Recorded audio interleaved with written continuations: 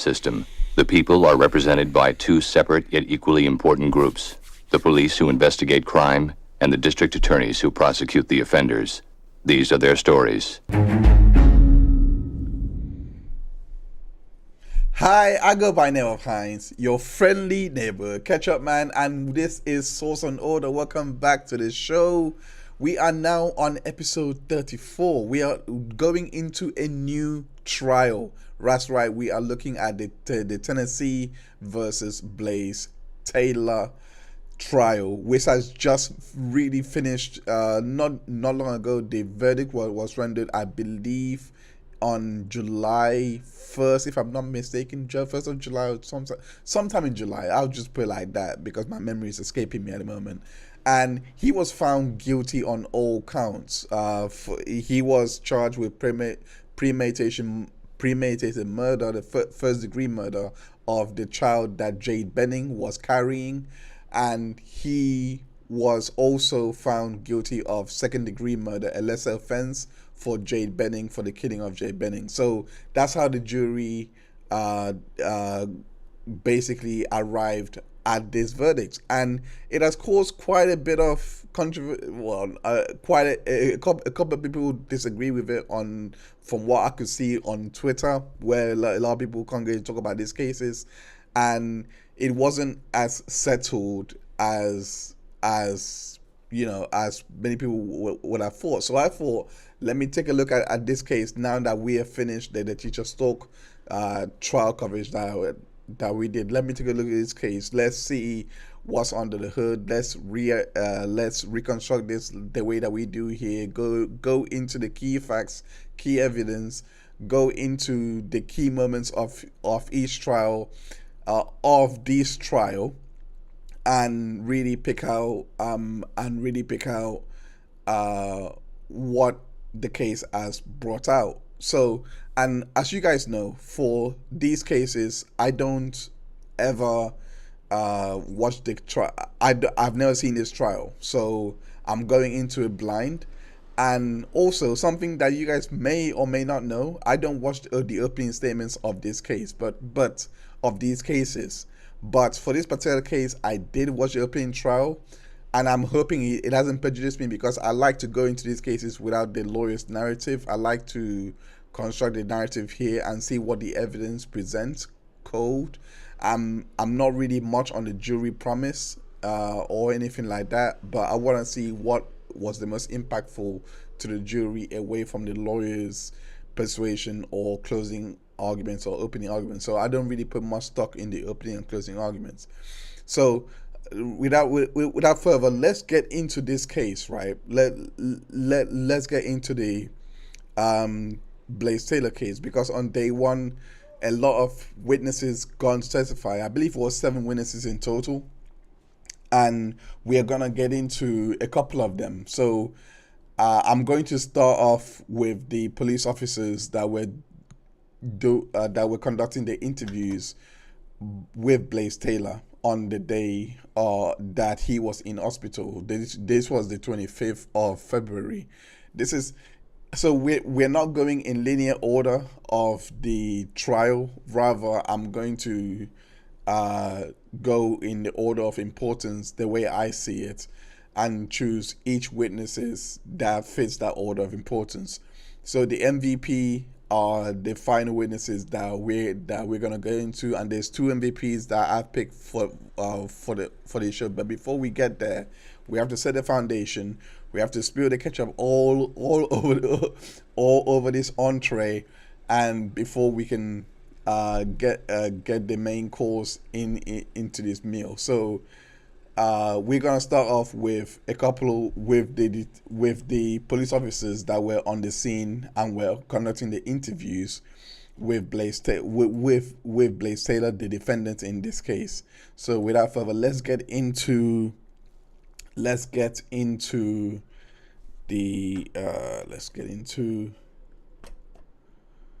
the testimony here by, I believe his name is, this is where I missed the trial channel, because I usually use her links for these streams.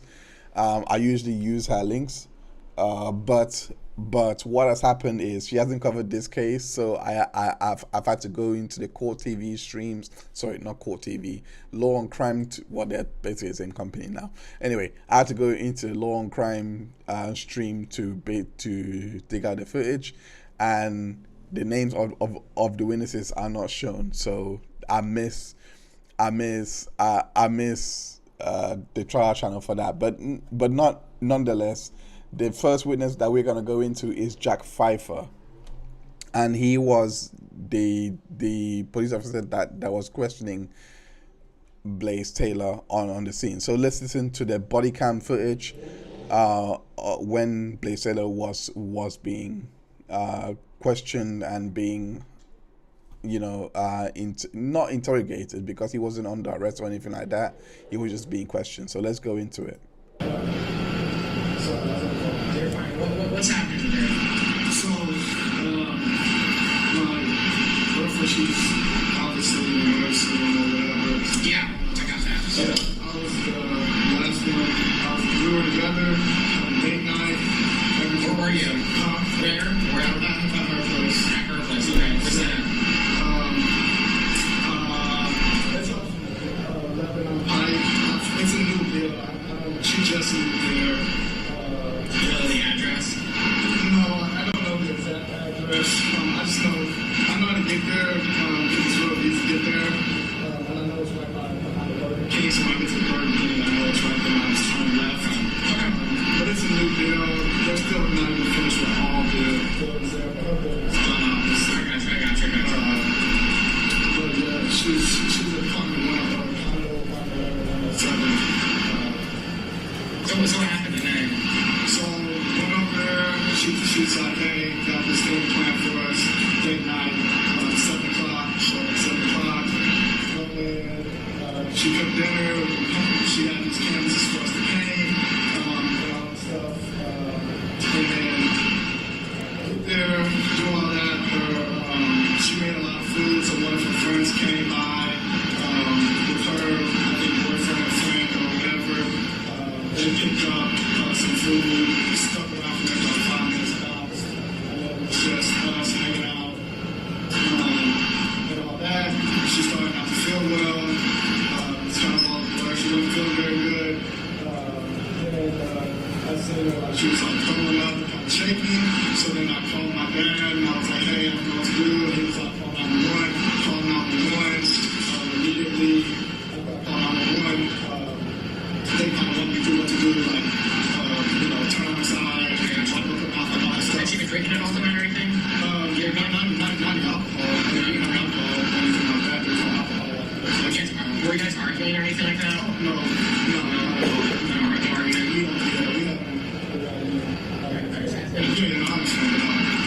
So as he has explained, that what's happening right now is that he is at the hospital. As he has explained, him and Jade were having a couple of drinks and having something to eat, and both of them and according to him, she wasn't feeling well, and she just wasn't feeling well, and this is how they ended up in the hospital for this particular interview. Do you know what, like, was it some GA or you know? I don't know. People want to talk to they just told me that they thought it was, she's on the bench or something. They were asking me a lot of medical questions, but I didn't really know. They were asking me to check everything, so looking to side. I don't know that kind of stuff.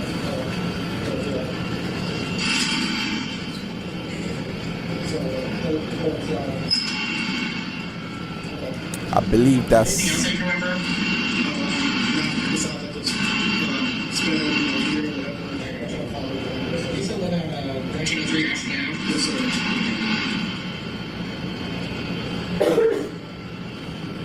And I think that's pretty much all the body cam that was played by Jack Pfeiffer, and that was pretty much what was established from his body cam. We got to hear Blaise's side of the story, and from what he told the the officers about what happened that day. So now we're gonna move on to the next officer that done a follow-up interview with him, a second interview, while he was waiting in the lobby of the hospital. He goes by the name of Jared Kalinski, and this was the body cam footage of that interview. So let's take a listen to it right now. And Your Honor, if we could play that. Okay. You Blaise? Sure. We'll talk over there. I'm just curious, I haven't got to talk to you yet. What happened? So she texted me today, day night. She didn't tell me exactly what it was. Okay, so March 7th, I got my voice. Cooked dinner, ate night. Frank came over to pick up, she made bunch of food, so Frank came over to pick up some food and left. Anyway, so we got day night. Started feeling sick, and then... Just after you got called in? Yeah, so this was probably a little bit afterwards, I guess. I don't know what the time was, so we were hanging out, whatever. And then she started feeling sick. I called my dad over there, she was really sick. I know what she was to do, and then he told me to call 911. I called 911, and then literally talked to the EMS people, or the parents, whoever's on my phone. I talked to them, and they were like, hey, do this, turn outside, all this stuff, and then I had to step out just because I didn't even know the apartment complex, it was a new apartment, so I ran outside, saw the name, told me to get the address that I had invested in. Outside of that, that's really what happened. And it's bad and all that kind of stuff. It was just like, really, it's kind of just off the line blur. Yeah, did she say anything to you while she was passing out? Yeah, she was just really, just saw the blur. She was just saying like she didn't feel good and stuff. And I was just trying to help her, and then I panicked and I didn't know what was going on. So I just called my pops, and I was like that. And then he was like, hand me, call 911, and then that's what I did. So she was just like really kind of extra, kind of blur.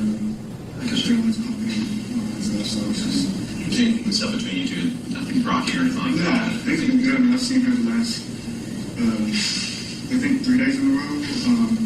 I just got back in town, and so I saw her, this must be Saturday, so I saw her definitely the last 3 days. The last 3 days in a row, we found out. So we had a date night tonight. Yesterday, we had Waffle House, brunch day or whatever, and then I saw her Thursday. She don't have any medical conditions, Not that I know of. I mean, she's pregnant, but outside of that, nothing that I know of. People, when I call 911, they kind of ask me that too. That she had any allergies or anything around. I didn't know, so I kind of scrambled to try to look anywhere, but I couldn't really find. All right. So as we heard, both of them were dating. As established here, a bit more information about both of them. They were dating. They were having a date night, and she was cooking for him, etc. And then she started having a reaction or something like that. According to him, she just wasn't feeling well, and that was basically what he told Jared Kalinski.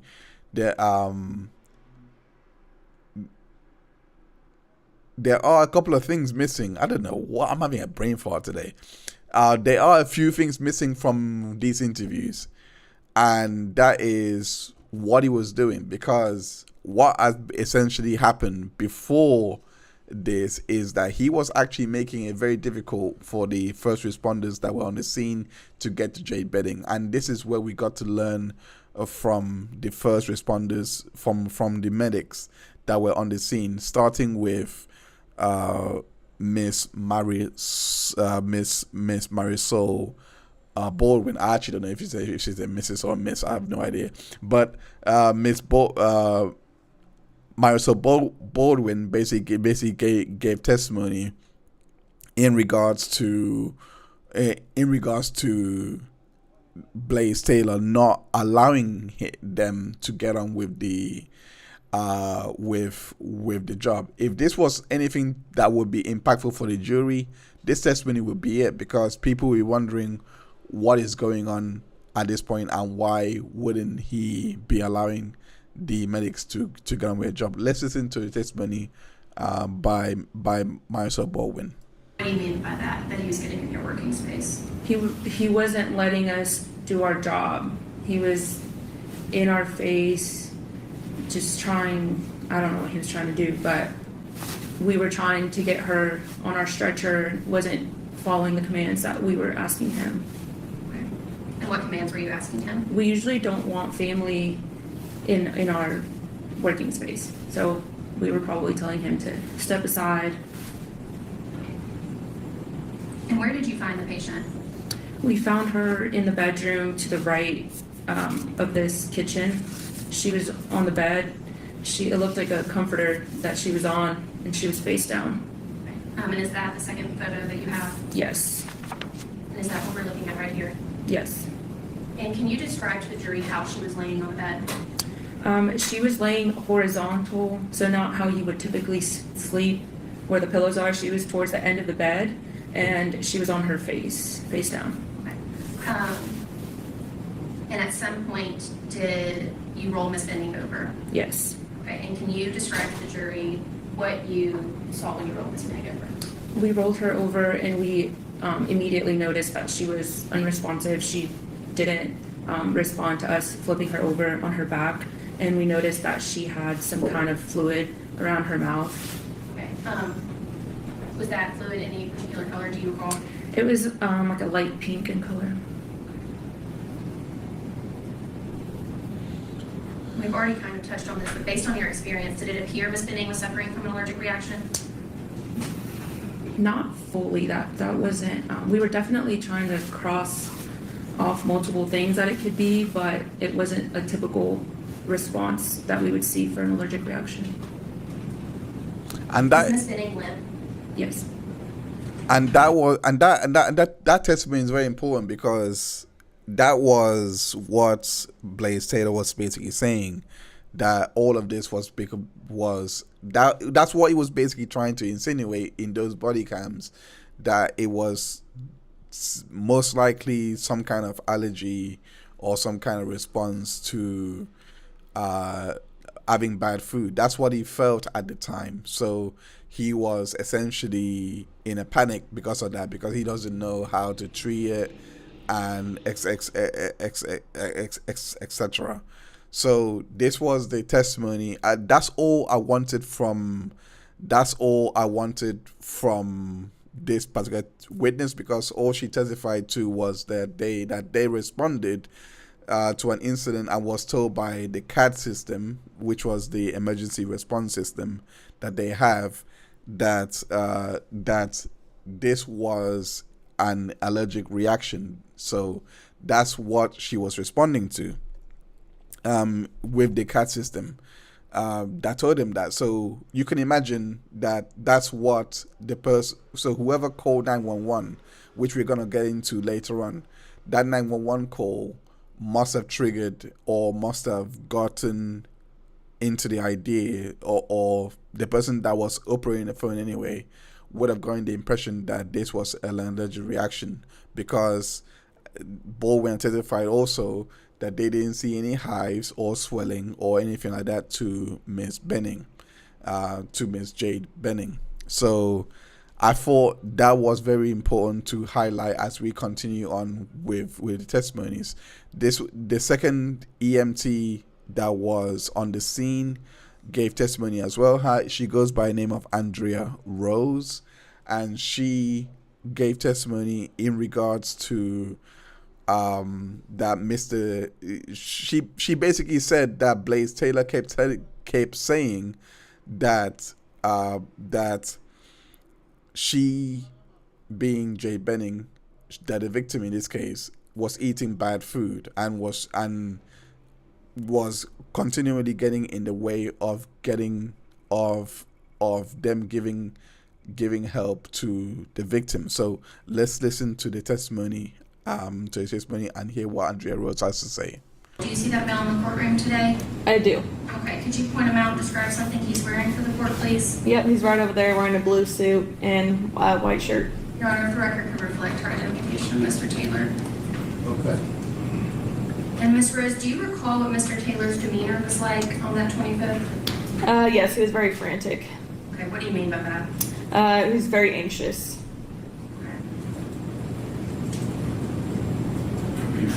And what did you do when you got in that apartment?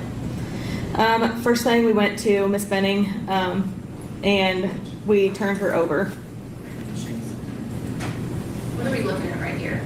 That's the bed that Miss Benning was in. Okay, and you can draw on that screen. Can you show the jury how Ms. Benning was positioned on that bed? Yeah, she was laying long ways like that with her head this way.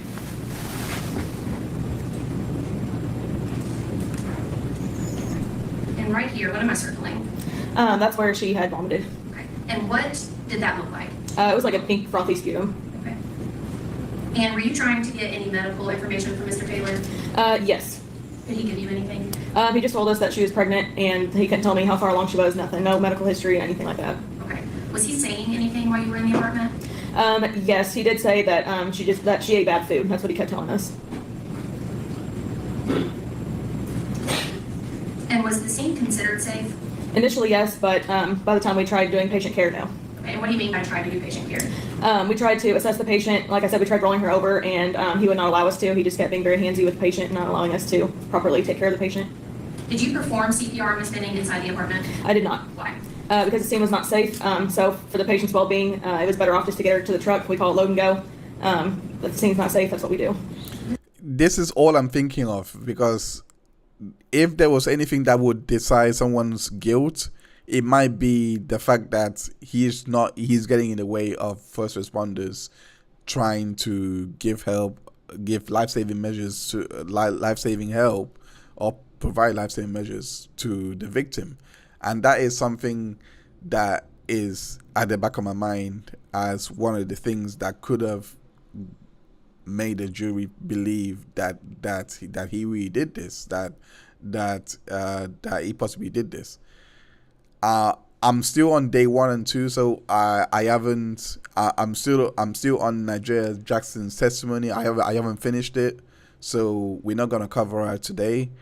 But there is so much of this case to go that already I'm seeing signs of why this jury may have decided the way that they did, especially with him getting in the way, because some people might just think that this is guilty conscience playing a part, and he just wanted to make sure that she was really dead and had no chance, basically. So but at the same time, you can argue that he was just overly concerned. There are so many ways to look at this, but I really think that the jury may have seen it as foul play from his part by not allowing the first responders to get to her, especially when he looks calm. You gotta look at that when he was speaking to the officers, etc. He looked very calm. So why was he acting like that when the first responders was trying to administer help is a mystery. Right, if I could get the computer, please.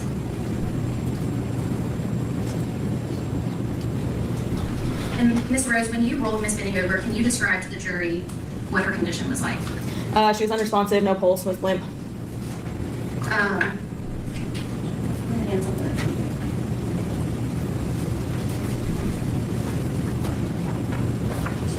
Thank you, sir. Ms. Rose, do you recognize that? Yes, ma'am, I do. Okay. Do you create a report for every incident you respond to? Yes, we do. Okay. And what normally goes in a report? Pretty much a summary of what goes on with each call.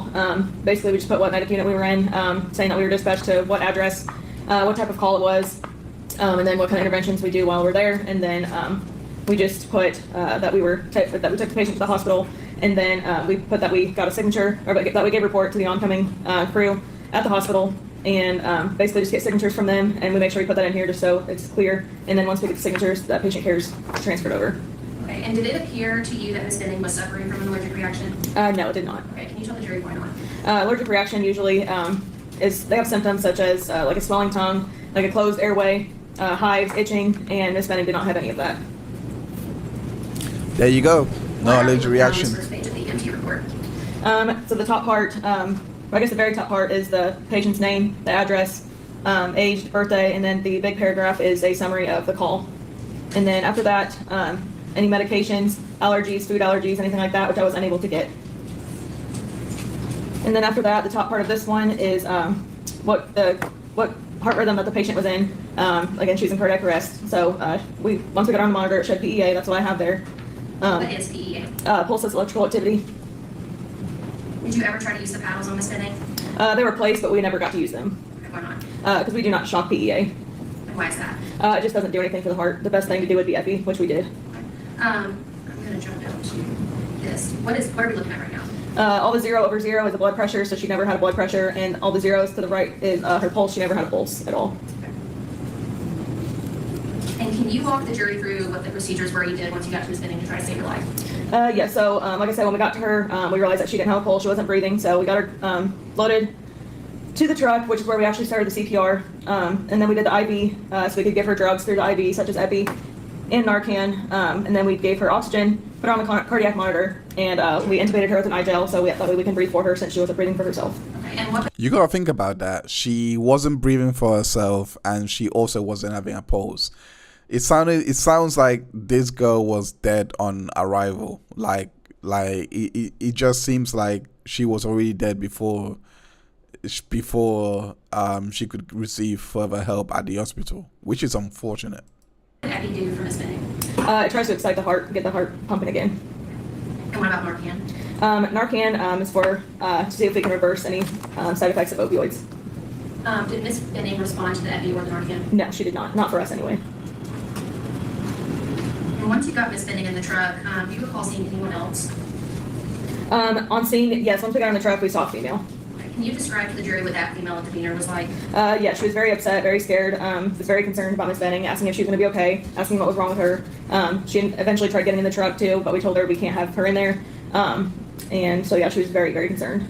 And the female that showed up and Mr. Taylor's demeanor, can you describe to the jury if they were similar or if they were different and how so? They were very different. The female seemed, like I said, very concerned for the patient, trying to figure out what was wrong with her, and the male just felt like he was just more anxious and just trying to, like I said, be very handsy, like not wanting us to do anything, not wanting us to touch her, and he wanted to try to take over from us. And you got to imagine this is someone that doesn't know the parties as well. They doesn't know these people, so she has no vested interest to do this. It's just what she's seeing. And the female, I'm guessing this is that would be Najee Jackson, which I can't wait to get into her testimony because she gave so much gems. It won't be today because I'm not done. Like I said, I'm not done with her testimony yet, but I can't wait to get into next week's show. Basically, is what I'm trying to say. But anyway, so let's continue on with the testimony here because that contrast is very important to show the state of mind that Blaise Taylor was in. It seems to me that he wasn't really helping or in a concerned mood, at least to others that were there. At any point did you see Mr. Taylor crying? Never. At any point did Mr. Taylor ask you if Miss Benning was going to be okay? Never. At any point did Mr. Taylor try to get in the ambulance with Miss Benning? Never. Never. He never asked if she was going to be okay. He never asked. He never asked how she was doing. Wow. And at the same time, he was trying to obstruct them from giving her help. That's callous. That doesn't look good. And like I said, these testimonies may have really impacted the jury greatly. What are we looking at here? So this is the GCS. So she had a GCS of 3, which means she was never verbal, never alert, just had no reaction to anything from us. And at some point during your assessment of Miss Benning, did you call Vanderbilt Hospital? I did. And why is that? We like to call them ahead of time, let them know what we've got coming in. I let them know that we're coming in emergency traffic with this patient, cardiac arrest, CPR in progress, and that she was pregnant as well. That way they can get more staff readily available before we get there. Right. Did you transport, did the ambulance go with lights and sirens? Yes. Okay, and why is that? Because the patient was critical. She was in cardiac arrest, so we would go lights and sirens with that to get to the hospital faster. But I want to talk a little bit about the time. It looks like you arrived at Miss Benning around 9:50 p.m. Is that fair to say? Yes, Okay. And you departed only 10 minutes later? correct. Is it typical to be moving that fast with a patient like Miss Benning? Yes. And why is that? Any critical patient, we try to get them to the hospital as soon as we can. We don't like to waste any time on scene. So she was deemed as And you got critical. Miss Benning to Vanderbilt 12 minutes later to Vanderbilt? Is that Correct. Yes, ma'am. And am I correct in saying that all life-saving measures started once you got in the ambulance? Correct. Okay. And why is that? Because the scene was not safe, so we could not perform CPR immediately like we would like to have done. And at any point in your care of Miss Benning, was she ever responsive? Never. Did she ever have a pulse? Never. Okay. And once you released here to Vanderbilt, is that when your involvement with this case stopped? Yes, that's correct. All right, give me 1 minute. All right, that's all I wanted from her testimony. Is very damning because it just suggests that if they were able to do CPR right there and there, they maybe they could have saved their life, but they can only do it at the back of the ambulance truck. So the next testimony that we're gonna get into is testimony by testimony by Dr. Alison Mullally. This is the Jade Benning's OBGYN. She is about to give testimony. She gave testimony about how Jade became her patient on the 16th of November 2022. She also gave testimony about how Jade's vitals were normal, and when she was seeing her on that November, there was no issue with her everything was fine, and she was expected to have this baby on the 19th of June 2023. That was the estimated due date, and there was no real concerns about the pregnancy to keep it going. So the one thing that I wanted from her, and the reason why I wanted to go here, is where she gave testimony about that, where she gave testimony that there was that there was a previous pregnancy that was documented by Jade, but it was unknown. Let's listen to that testimony. Hours, minutes. It's pretty precise, especially since it coincided with the early ultrasound, which is very accurate at estimating. So, within 3 days or 5 days, it's very accurate since it coincided with your period. The first visit and examination, were there any concerns about her ability to keep the pregnancy going? No. Now, I'll go ahead and ask this as part of her history that you learned at that time, later, that she had had a previous pregnancy. Yes, it was in the history that she had a prior pregnancy. And I don't recall if she had a miscarriage or a termination. A lot of patients don't like to discuss that, so I don't really dwell on that for very long. So it's documented in the record, just non-specifically. Is that relevant to No. the treatment that you would provide or did provide? No. And first appointment, was she there on time? Yes. Do you recall whether or not anyone came with her to that first appointment? I believe she was by herself. I know she never had a male partner with her. I think Andrea may have come to an appointment or two, but it was maybe a later one. By Andrea, Ms. Browning? Yes. The next appointment, did she keep that appointment? Yes. Was she on time? Yes. Do you recall her appearance, demeanor at that? Normal and happy to be there. Okay. You said happy to be there. What do you mean by that? Engaging and interested in information and appropriate concerns, and Did she express to you any concerns about pregnancy? no. Or the opposite, any happiness about it? Well, I remember her being happy about it, but I can't remember anything specific Okay. about that. Suffice to say, was there anything unusual about her actions or appearance, No. anything to do with it? No. And just briefly, I don't need to go into specific details, but what was the second visit? What did it entail? The second visit is usually when I do the breast exam, part of the exam. I go over the prenatal labs, and we just listen to the fetal heart tones with the Doppler. And then at that visit, she would get scheduled for her 20-week ultrasound at her next visit. Okay, so that's all I wanted from her. But like I said, the most important, why I believe that it was important for her to give that testimony about the pregnancy that she had previously is because I think we're getting the idea that this was someone that had a pregnancy termination in the past, and depending on how long Taylor, I'm trying my best not to let the opening statements influence me, because I usually don't watch them, because I want to figure out what the theory is as is going on without being influenced.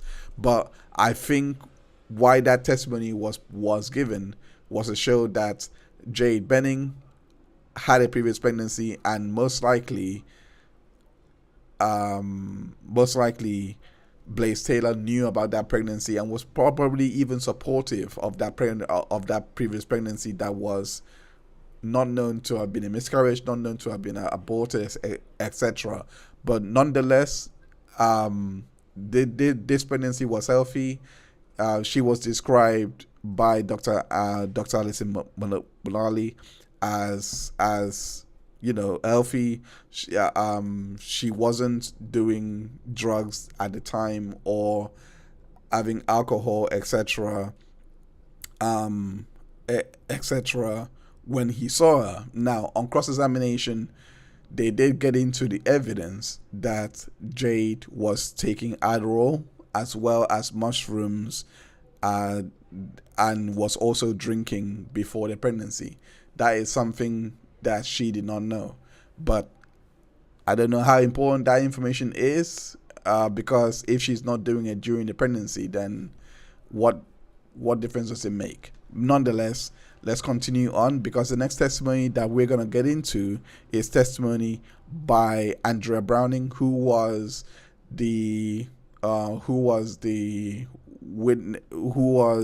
Jade's stepmom.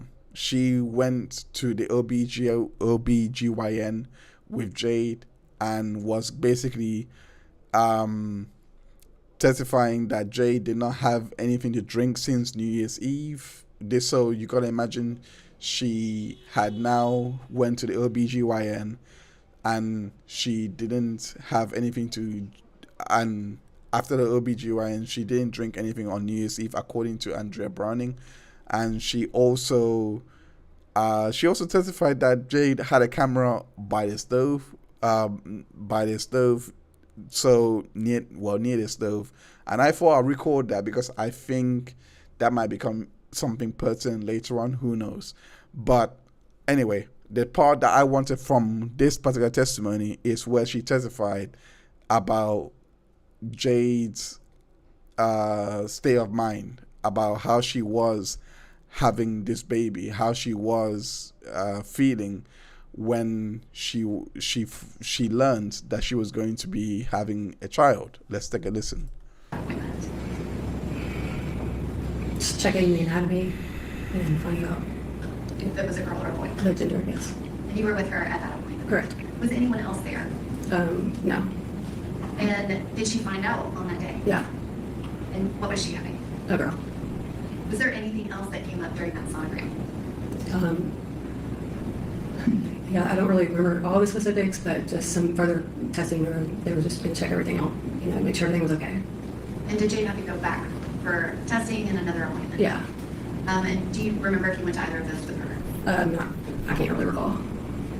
Can you describe Jade's demeanor at the appointment on February 2nd when she found out that she was having a baby girl? She was good with that. She was happy. And did that demeanor change at all from that February 2nd date up until the last time that you saw her? No. When was the last time that you saw Jade before she was murdered? I would say less than a week before I'd stopped by Ernest and she was working. I don't know exactly how soon it was, but I'd say less than a week if I had to guess. And can you describe her demeanor when you saw her then?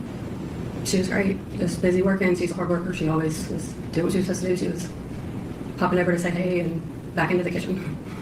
And at any point, did she talk to you about Blaise Taylor, or did you ever meet him? I never met him. At some point she did mention him, but I don't remember a lot of details other than she was just, I believe she had said he'd gotten back in touch with her. This was after January. But you had not met him, is that correct? Correct. And had Jade said anything to you about him being kind of a permanent fixture? No.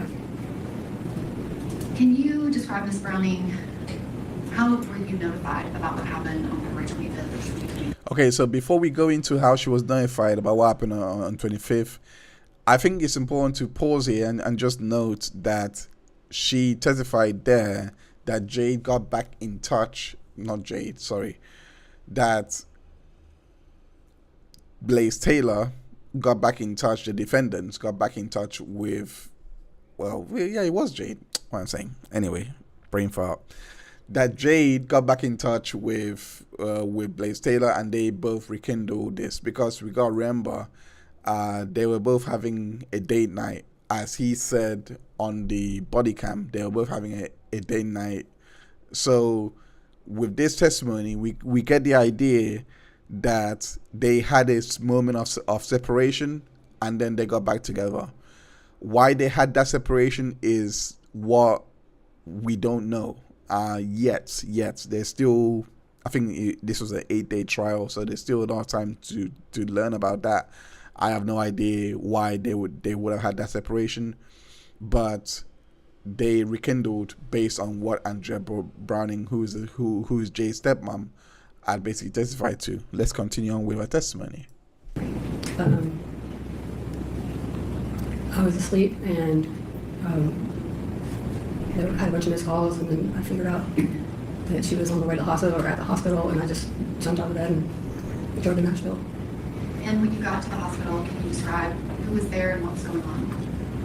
Yeah, I believe I was met by a social worker when I first got there. I can't really remember other than they brought me into a room, and Nigel and Blaise were right in there. But the social worker helped me outside of the room for a few minutes just to tell me that things were heated, That things were intense, kind of, yeah. And did you know what he was referring to? No. Did you, I guess, what happened next after he kind of told you things were intense and heated? He left us all in the room together, and I was just trying to get some information out of both of them, and it was a lot at one time to take in.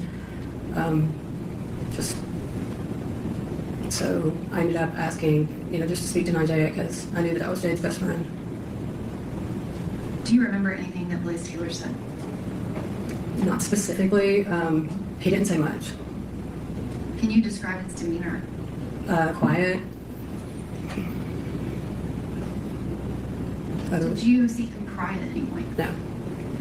And kind of same questions about Nigella. Can you describe her demeanor? Yeah, she was really worried. She was a little frantic, and we were both panicking at that point. But I was just trying to, talk to her and kind of ease her a little bit as best as I could, and also as well as just hear her version of what had happened. And had you met Nigella Jackson before?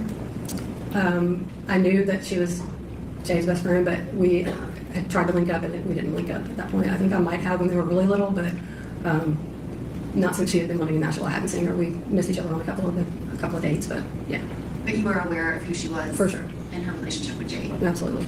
So what's going on here is that she just gave testimony about what happened that day on the 25th when they were at the hospital. She described Nigeria as being frantic and worried about, just trying to figure out what happened, consistent with the testimonies by the first responders, etc., that were on the scene, while Blaise Taylor was quite quiet and not crying, which I guess trauma hits people different. Not trauma.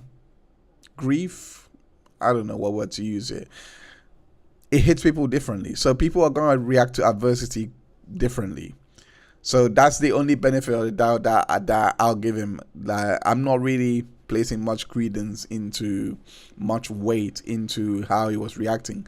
However, that doesn't change how the jury may have perceived how he reacted and is listening to this testimony as looking at it. Because if you're listening to the paramedics, which if you listen to the paramedics, and then you heard this as well, it may look bad, completely bad for Blaise Taylor in that jury room.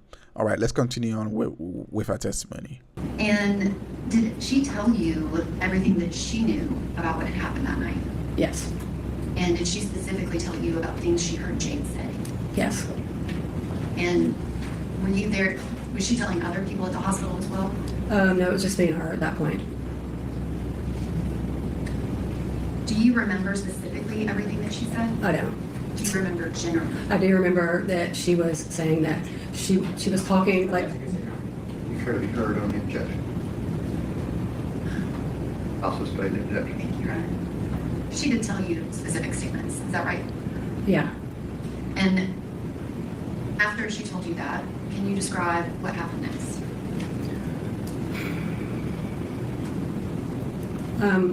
You know, I was upset and I was worried too, but I was mostly just wanting to at this point see Jade.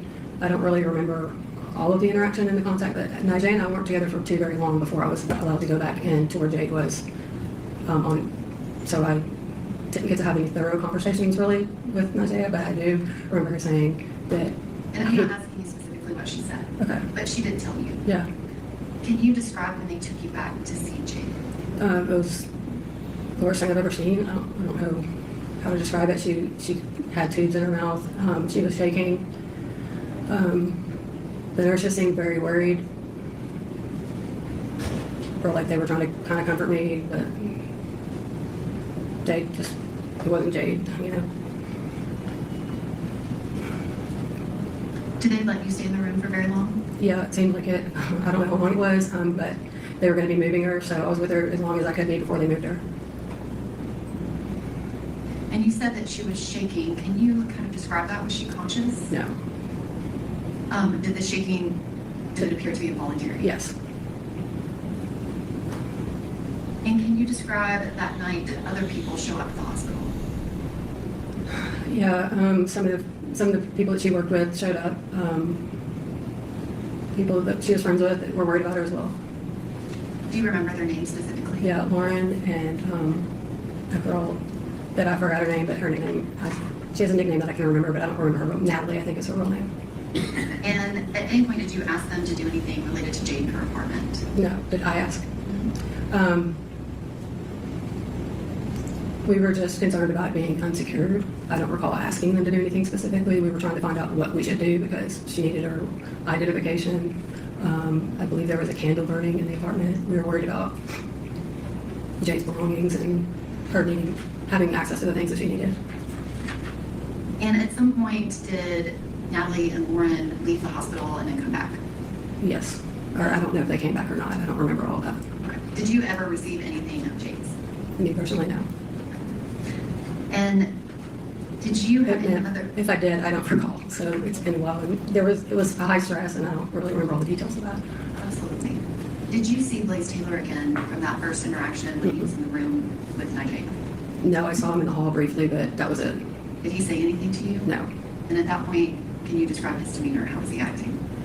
He's just pacing a little bit. He was on the phone. That's all I can remember. And in those days that followed from February 25th until March 6th, did you spend a lot of time at Vanderbilt Hospital? Yes. And can you describe who else was at the hospital during those days? Yeah, both all of her parents and friends. A lot of friends. In that week, she wasn't able to have visitors, so like the people that could just go in the room were close family and close friends. Did you ever see Blaise Taylor again? No.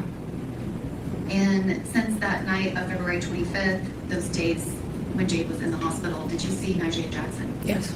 And can you describe how much was she there? Constantly. And have you continued to interact with Najee Jackson from that day of March 6th, 2023? Yeah. And can you describe what happened on March 6th? Well,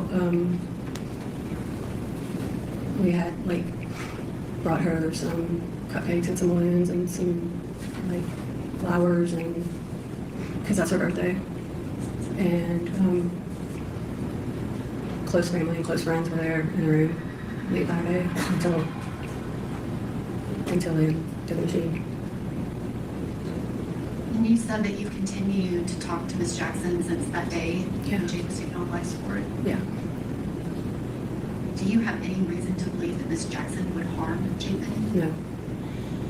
Well, they just asked that question just so that they can eliminate anyone else and just focus in on it just being Blaise Taylor, because Jade had a lot of friends, so quite a few friends, and I'm guessing that's going to be a theme from now on.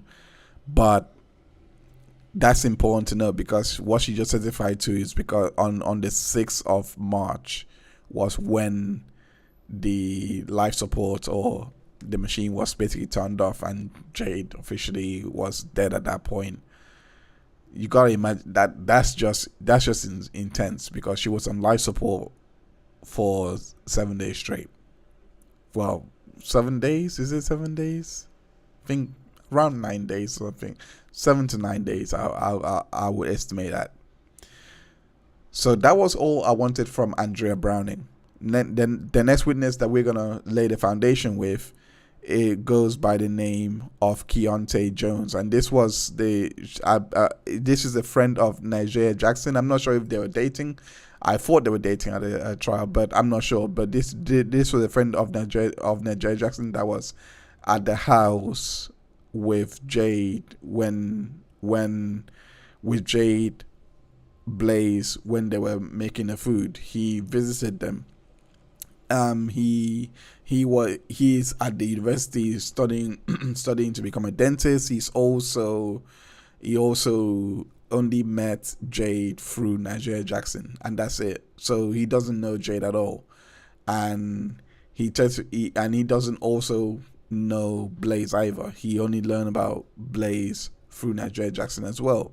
But the part that I wanna get his testimony on board is where he gave testimony about the paintings and the colors of the room that they're picking out for the baby. In this case, who I learned goes by the name of Ivy. I learned that from Nigeria Jackson's brief testimony that I heard today. Nonetheless, as you can tell, I'm quite excited for her testimony. Like, I'm quite excited to hear what she has to say next week. But focusing on this week,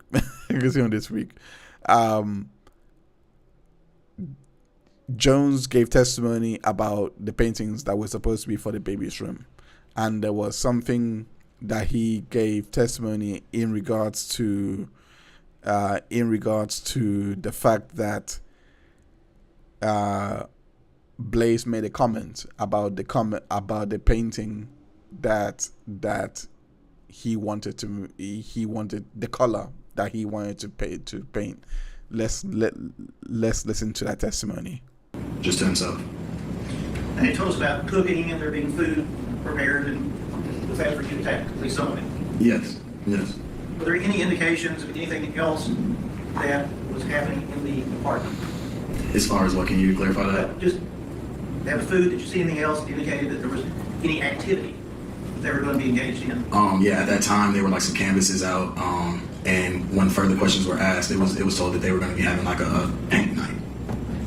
And understand, if at all, what the purpose of the painting was? To my knowledge, these paintings were supposed to be for like the baby's room. And was there, maybe you said canvas, was there paint and other items that would go with that? I mean, paintbrushes, stencils, things of that nature. Yes, sir. And where were they? On the kitchen island as well with the canvases. Did you see any, talking about being food, any type of beverages, any drinks? Yeah, I saw like there was like a glass out, maybe a glass or two, and it had like some juice in it or something like that. But from what I can remember, that was all I saw as far as like beverages. You remember anything about what color the beverage was? Some sort of pink juice. While you were there, did you consume any beverages? No, I didn't drink anything. Were you offered anything to drink? I was. I think I might have been offered maybe some of the juice or either water, but yeah, I wasn't thirsty at the time. Did you see any alcoholic beverage inside? Not to my knowledge that I can recall, no. It says, how long were you there approximately? At most 30 minutes. During this time, did you sit down, watch TV, or were you standing the entire time? We were standing the entire time, never sat down, no sir. And during that time, what, if anything, did you observe Mr. Taylor doing other than shuffling the cards? Didn't necessarily observe him doing anything, like I said, peculiar. I guess there were conversations that were asked as far as to what was going to be like painted. And within those conversations, I remember Jade saying that she was going to be painting a butterfly. And Mr. Taylor, when asked that conversation, I don't want to quote anything wrong, but it was more so something like an ominous and dark image. Maybe he was going to be painting like a dark hole or something like that. I don't know. And did the butterfly reference mean anything or have any significance to you? It did, just for the simple fact that at that time, through knowing Jade, I knew that that was her favorite animal.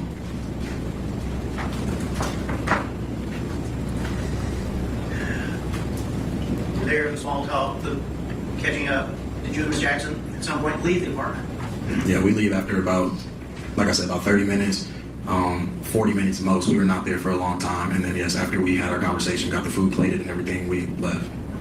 During the time that you were there, do you recall whether any one of the four of you were on cell phones or doing anything like that? No, not to my knowledge. I feel like everyone that was in the room at that time was pretty present in the moment. I don't think they were phones that were, I don't think anyone was on their phone much.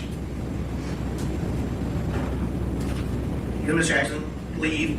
Was there any sign to your observance that there was anything out of the ordinary? No, not when I left, not at all. Okay. And as far as Miss Benning, was her mood the same as when you got there? Yeah, she was same Jade. She was happy, bubbly. She, said it was good to see us. And as we left, there was nothing that would have made me presume that, anything was wrong with her. All right, that's all I wanted from that. The next part of the testimony is where they all gathered to meet on the 6th of March, Jay's birthday, where they were gonna pull, where basically the plug was gonna get pulled. This is what you had to say about it. No, didn't see him at all. Were you allowed to see Miss Benning at the hospital that night? That night, no. I did not see Miss Benning that night. Did you see or speak to any police officers that night? No. As the days went on, did you go back to the hospital? Yes, I went back to the hospital, I believe the next day when the family and friends arrived, again, for support and just because at this point, like I said, the severity of the situation. And then I believe I went back a final time for her birthday. Was that a larger family gathering? That was the day that it was decided that the plug was going to be pulled. And the next part of the testimony that he gave in regards to that Mr. Jones, Keontae Jones gave in regards to Blaise Taylor was quite interesting. On top of the testimony about painting the dark object, the dark hole that he said that Mr. Taylor was gonna paint. I don't know why someone would say that. It sounds like a dark joke or dark humor or something like that. But I digress. I don't really know. This is where Keontae Jones testified in regards to seeing Blaise Taylor on that day when they pulled the plug about and what he and sorry, not when they pulled the plug, my bad, it was on the 25th of February, let's say, about how he was, what his demeanor was like, what he was speaking like, etc. This is what I had to say. I'm at my friend's house. I think Najee calls me back, and I can hear her and Mr. Taylor going back and forth with each other. This is now currently while they're at the hospital again. I'm not there, but I'm at my friend's, and I hear them going back and forth with each other. I think she's telling him stay away from her, X, Y, and Z. And so I asked her at that point, put him on the phone. And when he gets on the phone, I ask him again. I'm like, yo, listen, please tell me you didn't do something to that girl. And he again states that he didn't. He doesn't know what's going on. I again reiterate that question and say, bro, please tell me you didn't do anything to the girl.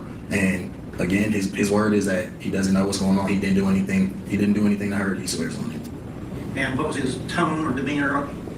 Again, like there seems like a little bit of uncertain panic that's going on in his undertone. Like I said, I'm no detective or anything, but like I said, I feel like there was some sort of panic that was perhaps in his voice.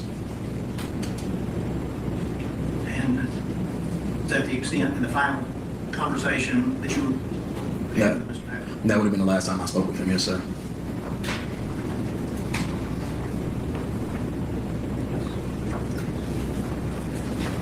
And that's You and Ms. Jackson are still in school together, right? Yes, sir. and that's all I wanted from this witness. That's pretty much the whole testimony for day one, all done. That's the key parts of day one testimony done, ordered in the way that I think makes the most sense and brought out the most, because we learned quite a bit, especially with the demeanor of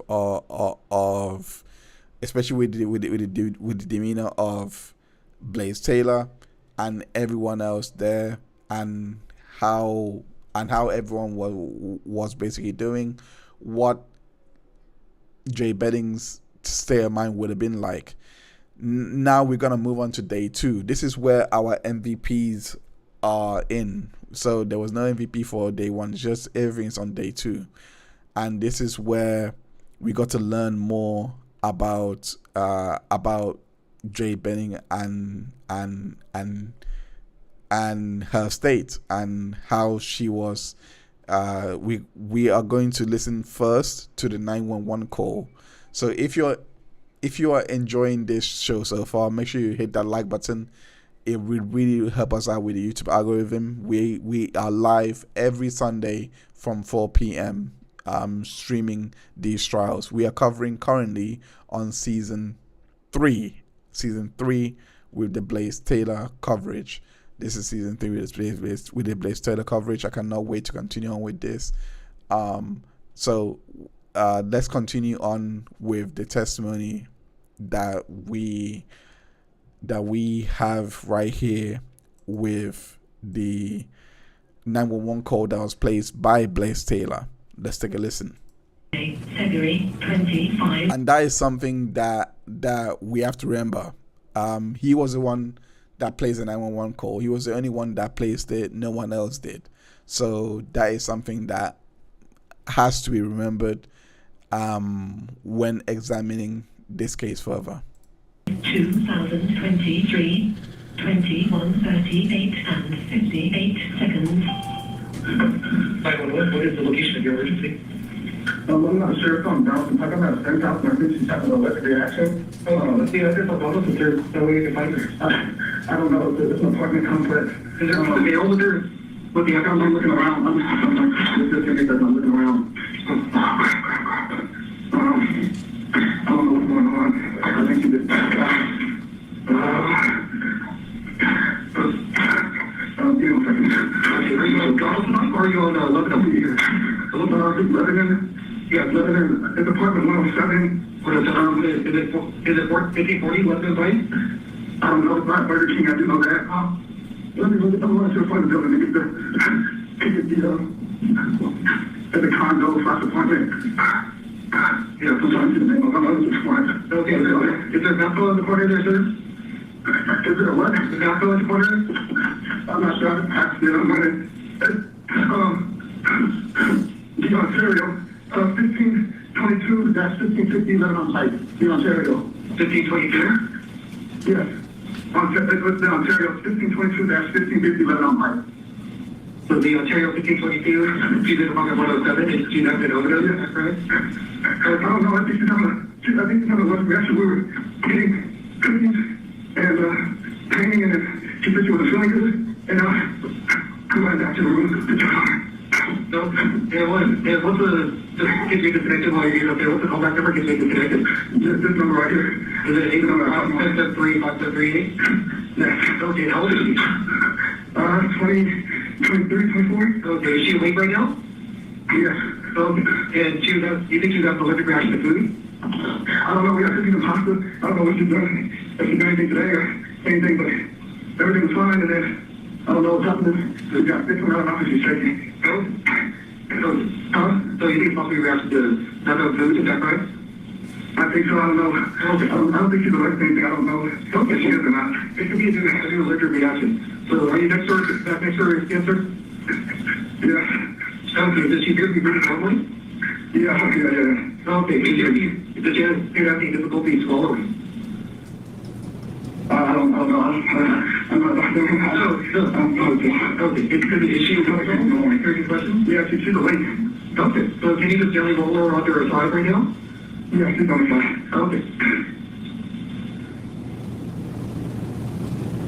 Okay. Yeah, because if she's having like vomit or anything else that's coming out right now, so you just keep her under her side right now. You can finger squeeze. Any out, only what you can see of her base of smell.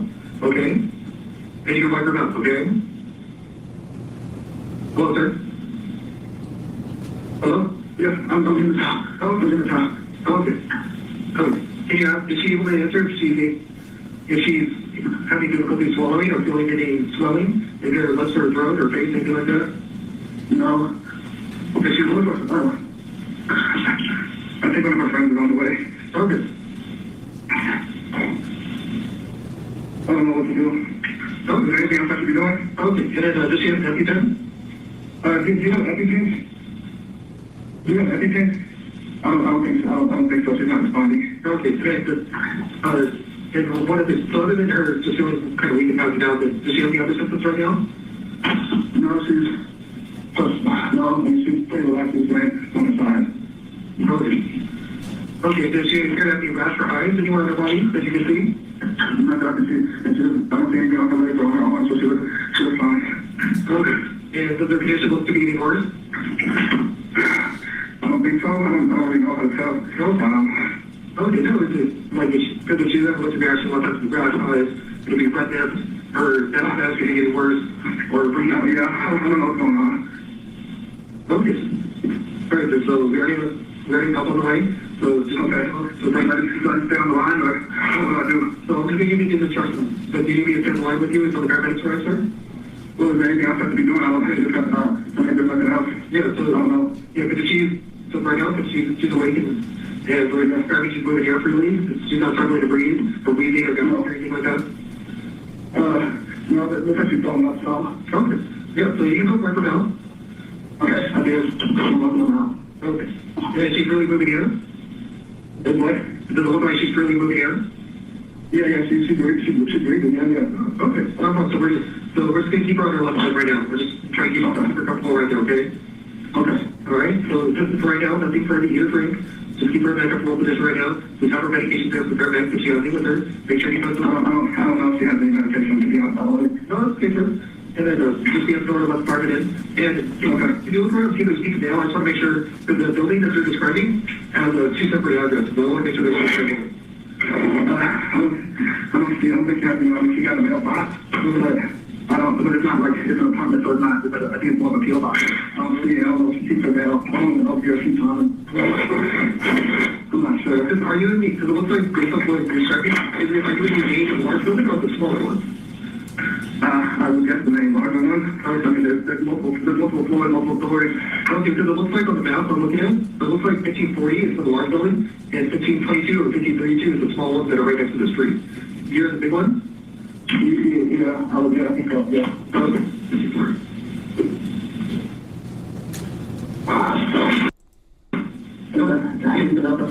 Okay. No, so all I want you to continue to monitor and reading along responses for any changes. So if anything else changes, call us back. But they're on the map at 1540, left on Pine, over in Hermitage.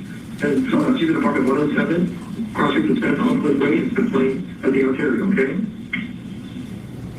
Yes, okay. Alright, so if anything changes for you, Brian, give us a call back. Yes, should be right there as quickly as they can, okay? Okay. Alright, I think I'm here. Okay, that's awesome. Alright, thank you so much. Okay, you're welcome. Okay, so the emergency officers, the emergency services went to after the call. They went to give life-saving measures. But the one thing I wanted to know out of that is the fact that he said that he suspected that she was having an allergic reaction. He said that she was breathing and doing fine when when he was speaking on the phone, and then as you can see, when he was on his phone, she became non-responsive. Jay became non-responsive. Was starting to become unresponsive to him. So we again, the idea, at least the idea I'm getting at this point is, she was, as this call was going on, it's likely when she had basically lost her life. Whatever has basically happened, to her, I don't know anything yet about what was taken or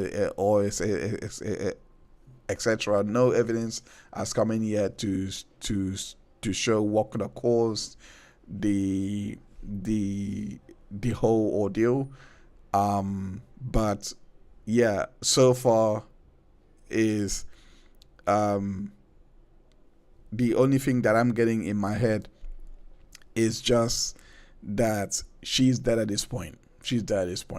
So the next witness that we're gonna go into, there was one witness that did testify. So that was Jennifer Barrett that basically got the 911 call done. There was one witness that testified. He was a police officer that also did an audio interview with the defendant, but that audio interview was it was hard to hear. It was almost inaudible. It was very, very hard to hear and get information from. There was not really anything much that I could glean from that audio. So I want to go on to the next witness here that goes by the name of Dr. Olusuga. And this was Olusuga. I think I say his name properly. Michael Olusuga. He is Nigerian. I can tell by that hard to pronounce name, but nonetheless, he was the one to have been treating Jade at the hospital when she came in, and this was where he testified that the fetus heart rate was quite low, and he was quite concerned if the fetus was even going to be viable. So let's listen to that testimony, and then we're going to get on to our MVPs for the day. So make sure that you hit that like button if you're enjoying this stream. And yeah, and we are live every Sunday from 4 p.m. Eastern time. If you're watching back on replay, let me know how you're feeling in the comment section. All right, let's get into Dr. Michael Olusuga's testimony. Is very low, so she was intubated with how many medicines? Did you think that you would achieve a ROSC on the spinning? Let's go back a little bit. The likelihood of her feeling any pain or discomfort is very low, so she was intubated with how many medicines? Did you think that you would achieve a ROSC on the spinning? Honestly, no. I was very shocked that we were able to get a ROSC on this patient. And once you were able to have that return of spontaneous circulation with Ms. Benning and she had a heart rate, were you able to see what the baby's heart rate? Yes, but it was that was done by our OB colleagues, which were already at the bedside. They did a ultrasound and were able to give me a estimated gestational age. But one of their concerns was that the fetus, the heart rate was very low. It's called bradycardia, which is very concerning, and essentially the likelihood of this fetus, continuing to develop was very low. So after I got that clinical information, that then gave me the, basically allowed me to say, hey, let's get some more CT scans. Typically we avoid imaging in pregnant patients because it can affect the development of the fetus, but knowing that this fetus, the likelihood of this, being what we call viable, we were able to get more information, more scans on the patient. And the treatment involving Ms. Benning, at any point did you talk to anyone that had any additional information to explain why she came to the emergency room in the condition that she did? I do remember that during this process of resuscitation, our social worker was able to reach out to family members that showed up to the emergency department. I do remember who I spoke to specifically, but there was some mention of possible poisoning by a family member, and that wasn't mentioned, and I do remember that. And is that something that was mentioned directly to you, or was it provided to you by a social worker or someone else in the hospital? It was mentioned to me, from what I can recall. But again, the events of that night but I do remember hearing it specifically from a family member. And what, if anything, did you do based off of that information? Again, I reviewed the records. It looks like we had already, labs are already ordered by the resident. I did go back and add some other things, but it looks like the The urine drug screen was already ordered, so I didn't have to add that, but I might have added another blood gas. But yeah. And Dr. you said that a urine drug screen was ordered. If you turn to page 66 of the medical record, were there other specimens that were collected? Specifically, was any of her blood collected? Page 66. I do see, yeah, there's like a blood gas. And I think it might actually be 65 and 66 Yeah. when it goes into both pages. Yes. Yes, there's actually a slew of labs that are ordered, yes. And what was the collection time for that blood sample? 2230 and 2231 is what I'm seeing here. And so there's a 2231 blood, is that correct? Yes. I think it was, I just order placed it 2230 and the collection time is 2231. Yes. And was there also urine that was collected? Yes. And is that documented with its specific time? Yes, the urine was collected at 22, looks like 2258. Is that the order and then it's 2259 for the Yes. specimen collection? Yeah, and the specimen was collected at 2259. And would that be the urine that that initial drug screen was run on? I believe so, yes. And can you describe, what do you know about that initial drug screen in the ER? Is it testing for anything and everything, or what type of testing is that? So the urine drug screen that we typically get in ER is a finite amount of substances, but essentially it's testing for like metabolites in the urine. And so somebody might have ingested something or using sort of drugs to test for those metabolites. I have the list if you'd like it specifically, but I have the results here. Did it come back positive? No, it came back all negative. Okay, so that testing coming back negative is quite crucial because if this was Jade Benning doing drugs, that would have come back positive. Because of the way that the testing is done, it would have been found if it was ingested the way that drugs usually are ingested. It would have popped up as positive, but no, this one came back as negative. And can you describe, you have this woman, she's 24, almost 25 years old, and she presents to your emergency department in full cardiac arrest, and you said that she was clinically dead. Is that something commonly seen? Not in that age group, not usually young pregnant women, no. And can you describe, based off of, you said that the baby had a low heart rate. Was it a little bit low, or was it kind of extraordinarily low? So the normal fetal heart rate, and what we've been taught from our recollection in medical school, is usually 110 to 160. I think I remember the OB team mentioning that the heart rate was somewhere in the 30s, so it was really, really low.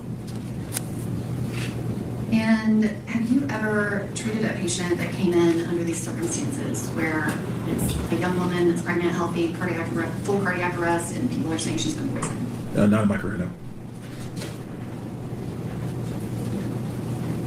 In his career, he hasn't treated someone that has come in like this. And it's interesting there that the lawyer slipped it in that people were saying that she's been poisoned. That is something that we have, if that I want to know more about that. I'm trying my best because I hate opening statements. I try not to watch it, and I'm so angry at myself that I actually watched the opening statements for this particular case.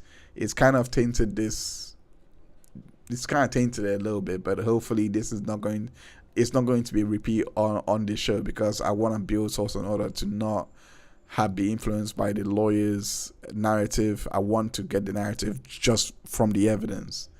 And I'm really angry with myself that I actually watched the opening statements. Like, I didn't even, like, I could have controlled for that better. But nonetheless, here we are. So that was the bulk of the testimony that I wanted from Dr. Olusuga.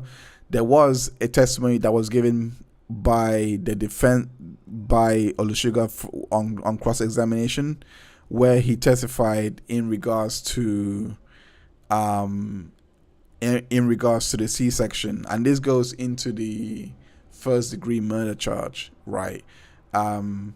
About Blaise Taylor and the premeditated nature that he was going after this child to make sure that to make sure that she dead, that this child Ivy, that she was that to make sure that she was dead. This testimony here that he's about to give is about the C-section and whether the child could have been saved that way. And he gave crucial testimony that I believe should have been taken in consideration very seriously by the jury. Let's listen. Do you see there where the OBGYN team ultimately had to contact the ethics service? Yes. Have you ever in your career had to contact ethics when you are performing medical services? Yes. And for what purpose would that be? Typically is when there's usually difficult end-of-life conversations that need to happen, and when there's not like when there's like not a will or a designated power of attorney. Sometimes I would have to call ethics to help me doing what's the right thing to do, or what's the lawful thing to do. So. And do you see there that there were several conversations that were had in regards to life-saving measures for the fetus? Yes. And do you also see that there were apparently decisions made that, given the circumstances, there was an expressed desire to not get a C-section or anything of the sort to attempt to save the fetus? Could you repeat that?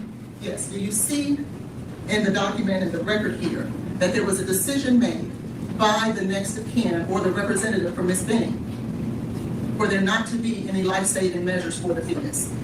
Again, what I do see here and what I'm reading is that there was a decision that was made that was consistent as what they would feel Jade would make for herself based on chart and documentation, prior conversations.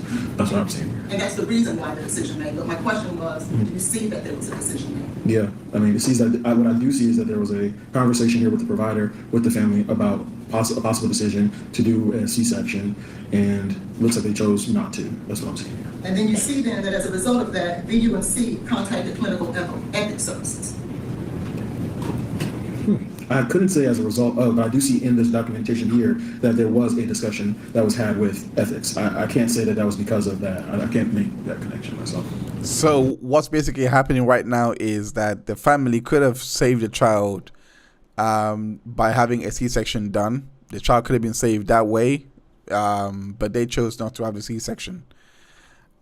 Now, they might have people that were having that conversation come in to testify. They might have it, because this is pretty bad for the first degree murder. Because how could it be murder if someone else could have saved it? If the child could have been saved, maybe it's my misunderstanding, but I think it's pretty bad for the first degree. Like if that is not cleared up. But you would agree with me that it's directly related in regards to this paragraph talking about the child in that decision? Yeah, that is a possibility, yeah. Do you know whether or not Mr. Taylor was ever consulted in regards to the decision regarding that fetus? Again, I work in the emergency department. I was not privy to any of this care after the emergency department. Do you see within, if you'll go back to page 125, right above consultation, you'll see that the mother's surrogate decision maker was Bridget, which is Jade's mother. Father and step parents were present for this consultation and shared decision making. Do you see Blaise Taylor's name anywhere there for the decision making? No, ma'am, I do not read that in this chart. Okay, thank you. And that's quite important. That's quite important for the first degree element here. Like, because if he's not part of the decision making to kill the child, then how could he have premeditated it? Now, I do see what the states are trying to put on, because they're trying to put on to say that whatever Blaise Taylor had basically done, in this case, what we've learned so far is poisoning. Whatever that has happened, that constitutes to the premeditated element, because he likely didn't want the child alive, because whatever, we're gonna learn more as the trial go on. But this right here is a pretty good evidence to have come in. Now let's get into the MVP for the show. I'm thinking of retiring this part. Anyway, let's get into the MVP for the show, and this is the MVPs for this show is Lauren Weber and Stephanie Franklin. Let's get into it. Jade called me and she told me. And do you know how long Jade had known she was pregnant? She called me as soon as she found out. She hadn't known very long. And when Ms. Benning would come back to Little Rock, would you normally see her? Most of the time, yes. If my schedule allowed me to be there, I'd be there.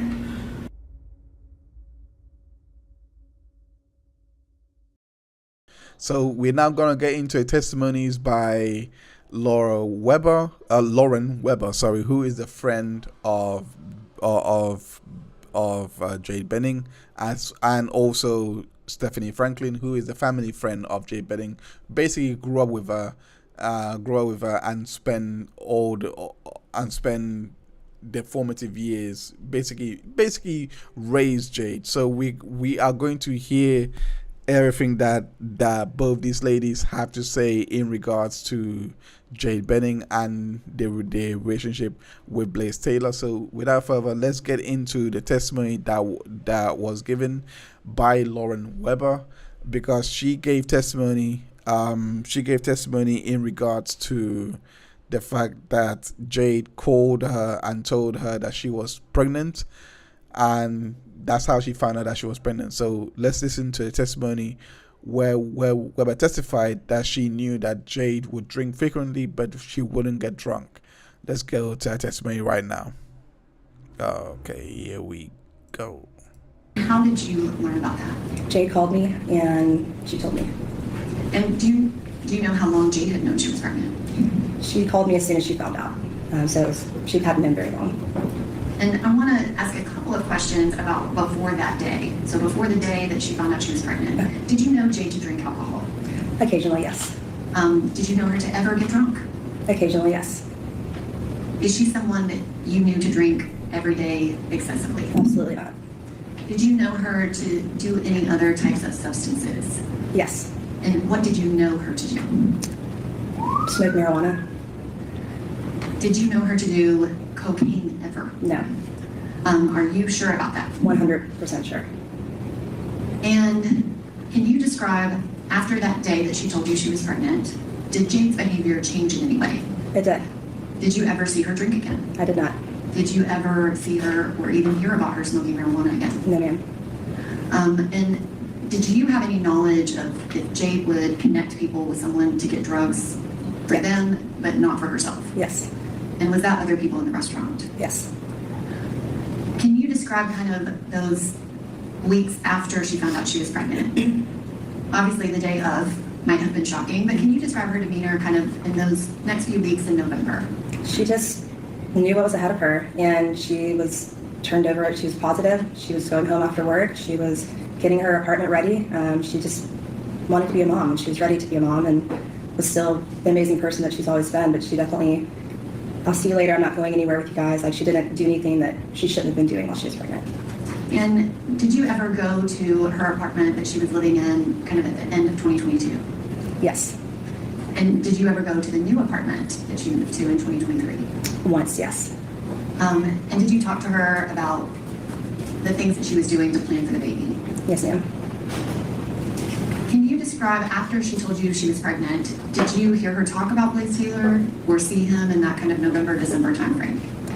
Yes, she let me know that she was going to talk with him and let him know that she was pregnant, and pretty much all that I was ever really told in regards to it, because it was kind of nothing much else was said. Did you know whether or not he was involved with Jade in the pregnancy? Yes. And what did you know about that? I knew that they had been together, and of course Jade confided in me, so I knew that they had to have sex. So. Which I guess I'm asking, after she found out she was pregnant, you said she went and talked to him. Did he continue to be involved with Jade after that? Yes, yes. And what do you know about the contact that they had after kind of the beginning of November into December? I just knew that they were in communication, but I didn't know the depth of what the communication was. I just knew that they were still contacting each other. Okay. At some point, did you think that he was going to be there raising the baby with her, or what did you think was the plan based off of talking to her? I knew that's what she was hoping for, but I didn't know what was to come. Okay. I think that's pretty key because the testimony here is that she was actually hoping that Blaise Taylor would raise the child with her, but she didn't know what was to come. I think that's pretty key pretty key testimony for the state to have.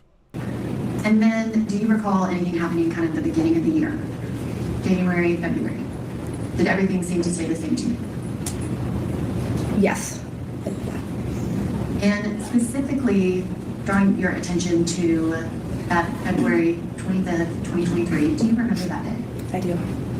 And did you see Jade that day? I did. Can you describe that day to me? That day I was at work. I was there in the morning and Jade was there as well. We had a private event that night and I was just doing what I normally do during the day at work, and Jade told me that she was leaving. She had the night off, and of course I was wondering how, because we had an event. And she told me that she had plans to go home and cook dinner and do some type of painting with Blaise, and Najee was there as well. And she just told me that she loved me and she'd see me later. And we went into the event. I'm object to the hearsay. What's your objection? Hearsay. Was it state care to be heard? I think her state of mind is relevant, Your Honor. Was an 8033 then existing mental state of mind? Do you care to be heard on that? I do, Your Honor. Are we talking about the existing state of mind of Jade? Yes. She planned it. That's what I understood your objection was. Plans to eat and paint with Blaise. I don't know that. But you know what? You're right. Thank you. I withdraw my objection. Go ahead. Could you continue your answer? Yes. So, you said that she was leaving. She told you that she loved you and gave you a hug. Is that right? yes, ma'am. Yes. So then the night went on, and I was busy at work, so I didn't really talk to her once we got into things. But I knew what her plans were for the evening, and I just hoped that she was having fun, and I'd hope to see her the next day so she could tell me about it. And her mood that day, was it, I guess, normal to you? It was normal. Yes. She was happy that something was planned, for them to do together. So she was a little bit happier than normal. Yeah. So happier than normal. Yeah. And can you describe what happened that night after Jade left and you were at the restaurant working? Some hours went by, of course, and then I just noticed that one of the owners, Jay, kind of was not around anymore, so I kind of felt like something was going on. And it's Jay, is that Jay's uncle? Yes, that's correct. So I just kind of had that gut feeling that something had happened, so I spoke with him, and he let me know that there was an incident, and I just asked what I could do, what I needed to do, and things went from there. And can you describe what you mean by that, if things went from there? I was panicking, obviously. I called her mom and asked her what I needed to do, and she asked me to go by Jade's apartment because it was left unlocked. So I went there and went inside, got her keys off of the counter, blew out a candle in her room, took pictures, and left. And then went to the hospital just waiting to see what was going on because we had no idea at that point. And when you referred to Jade's mom, were you referring to her mom, Bridget, or her stepmom, Andrea? I spoke to Bridget, and then I gave the keys to her stepmom, Andrea. I guess, so you went to the apartment. When you got to the apartment, was it locked? No, ma'am. And when you entered, can you describe, what did you see?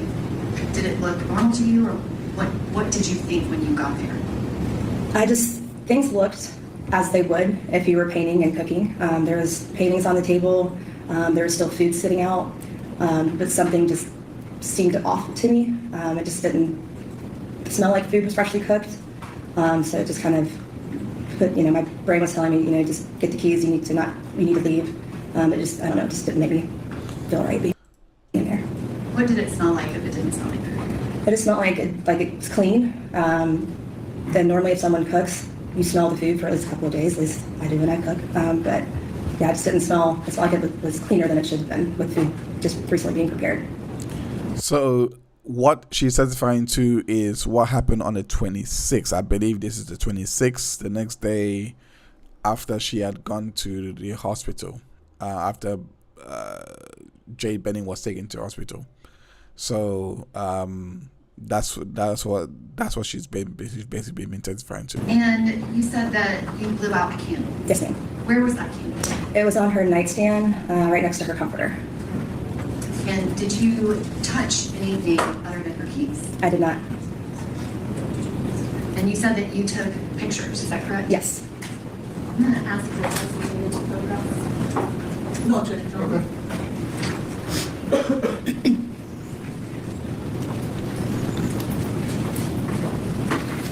Okay. Ms. Weber, do you recognize the two photographs that were handed to you? I do. And are those the two photographs that you took of Jade Benning's apartment? Yes, ma'am. And why did you take those? Something in my heart told me I needed to. I just took them, and I don't know why I did it. Just something in my instinct told me I needed to do that. All right, this time I'm going to ask that those two photographs be entered as the next numbered exhibit, 13A and B, and then 5A, which is goes to the jury. Okay, yeah, this is. Part C 13, A and B.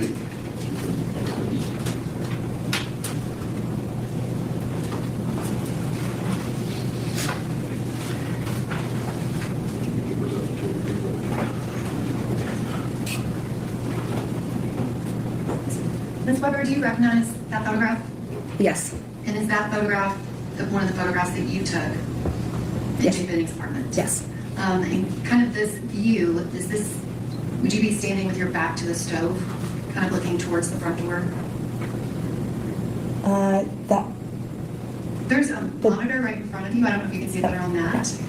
the door is more towards this side, so I was actually kind of like at an angle. So the living room would have been more towards the back, I believe. So yes.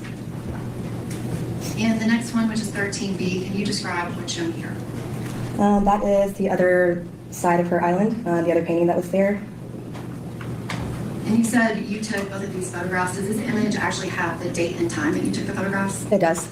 And if you can just read off for the record what Sure. date and time that is. February 25th, 2023, 11:29 p.m. And Ms. Weber, you said that you got her keys. Is that correct? Yes. Did you get just her keys, or did you get a purse and a wallet, or what did you get? It was just her keys. They did have like a little Louis Vuitton thing on it that she had like money and stuff in, but it wasn't a full purse or wallet. Would that have been where her identification was? I believe so, yes. And so you took that one item off the counter and did not touch anything else other than blowing out a candle? That is correct. Did you lock the apartment when you left? We did. And then where did you go after that? We drove to the hospital. And when you got to the hospital, who was there? Nigeria, Andrea, who is Jade's stepmom, Blaise, and my friend Natalie was with me. And that's pretty much all who I remember remotely in front of me at that time. Did Natalie go to the apartment with you? Yes, ma'am. And was she there with you, were you all together the entire time? We were. And did she touch anything? She did not. Okay. Can you describe? So that's all I want. Oh, my camera is overheated. So bear with me as I get this thing back up and running. I do apologize for this. It's pretty hot here in the UK.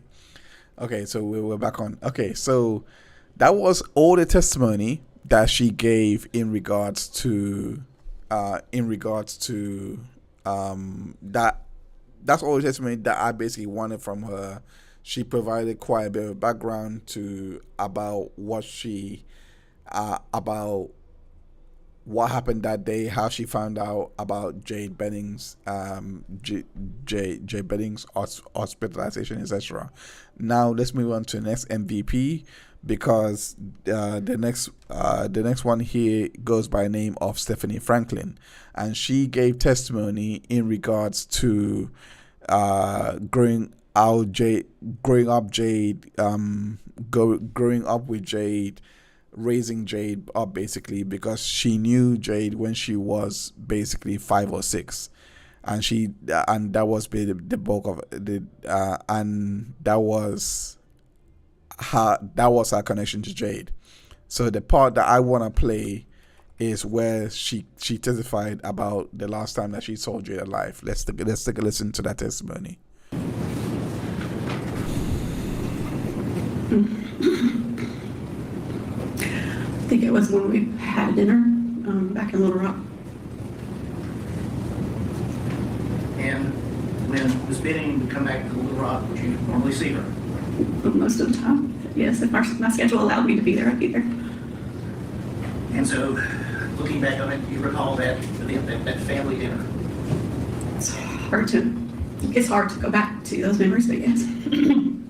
What was her mood, her attitude? What was she like at that time? She was pure Jade, excitement, her whole life ahead of her, just happy. That's her. Did you stay in any type of communication with Miss Benning after that? Phone or text or? Directly, we didn't communicate as much as Jade and I together as she got older, but Bridget and I are her mom. I'm sorry. I would say best friends. So yes, kept tabs nonstop. And I mean, Jade and I would text, you know, Mother's Day. I always got a message from her. Birthdays, you know, I mean, there was interaction. And are you spending your daughter kind of in separate ways, professionally or educationally? Your knowledge, did your daughter, Jade Benning, stay in touch? Yes, sir.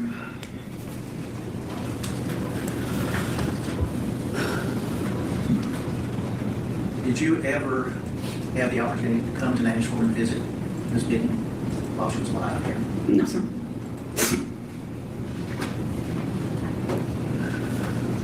Did there come a time when you learned that she was expecting? Yes, sir. How did that come about? Her mama confiding in me.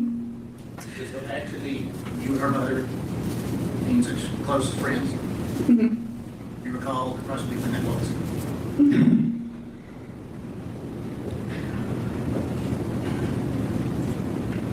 I want to say it was sometime in December. And it may have been toward the end of November, but sometime around that holiday season. And did you share that news with others? No. Bridget and I have a cloak of trust as best friends do. And so she confided in me. And until I had permission, I did not. But Bridget and I talked about it regularly after she told me. So you're fair to say you kept up with the progress of the pregnancy and things that were going on. And were you planning to participate whenever the time came, baby showers, whatever you could do? Of course. When we get to the night about the call, did there come a time when you received a call concerning Jade Benning's health and welfare? Yes, sir. Actually, I was notified because my husband was called. Jade's, I hate to say stepdad, I'm gonna say bonus dad. They're also friends. And when the call came in, and I was told, just a little bit in shock. And of course, Bridget was on the other line, not able to call me herself. So, you know, I need to talk to Bridget. You're still in Little Rock, right? Yes, sir. Should have asked. That's yes, sir. Years. So, what, if anything, did you do upon receiving the call? I immediately demanded to talk to Bridget. And so when I got to talk to Bridget, of course, she and Lynn were already en route to Nashville. And I told her, I said, I'm coming. I told her, I said, I got to get a couple hours of sleep because it was late. Sure. And then, of course, I just told her I would be there and I would leave in the morning and drive, and that the girls may come with me. And then when I said the girls, she knows what that means, but that's my daughter and some other close family friends. And so then I immediately called my daughter and told her, and we made plans as to what time to meet and what time we were going to leave. And do you recall approximately what time you left Little Rock to come to Nashville? Sometime in the morning, early. I mean, it's like 6, 7. Had to pick up my daughter and then also get another friend. I don't necessarily need to ask what was said, if anything, but were you in communication and being updated on Jade's condition during the drive? And of course. When you arrived here in Nashville, where did you go immediately? I went directly to the hospital. Do you recall approximately what time it may have been when you got there? It was early afternoon. I wouldn't say midday, it was early afternoon. And when you arrived, where did you go? By that, I mean, at the hospital. Straight to ICU. And were you permitted to see Jade? I went straight to the waiting room first, and that's where I got to meet Bridget and Lynn and everybody else that was there. Were there a number of people there? Family members, yes. And when you saw, you said she was in the ICU. When you saw her, what did you see? Can you describe what you saw? Jade was laying there with tubes and wires connected and machines on clinic for her. And I saw her pregnant belly pooch.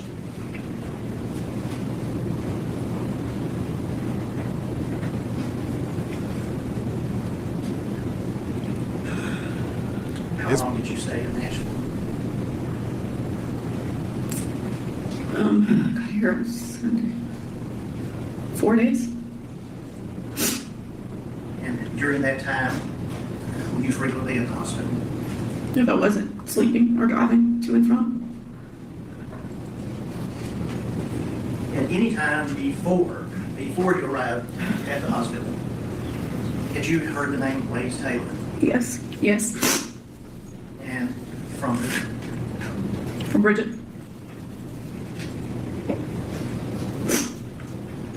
Had you ever met anyone by that name? No. Did you meet anyone at the hospital during the days that you were there? Name Blaise Taylor? No. So have you ever seen him or spoken to him? Not in person. Have you spoken? No. So that's interesting. So she was at the hospital, and the days that she was at the hospital, she never met Blaise Taylor, and she never spoken with him either. This gives a couple of impression that maybe Blaise Taylor was only there for the 25th and for the 26th, and the other days before the Black War was pulled, he likely wasn't there. That's the imagery that I'm getting with the way that the questioning is framed with her. But this is the last witness that we're gonna go through. So yeah. So there isn't much because Nigeria Jackson goes on after her, and I can't wait to get into her testimony because she is coming. I haven't finished it. I'm halfway through it. She was on for quite a bit. I can't wait to get into it.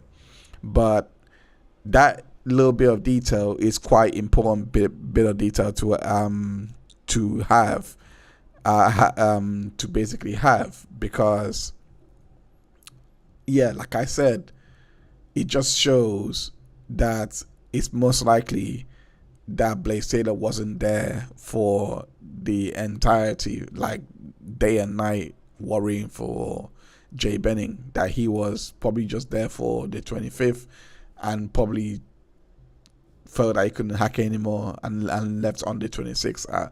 Maybe that's the idea that I'm getting. Or alternative idea, I have no idea about this, the family may have removed him and told him to leave the premises. I have no idea.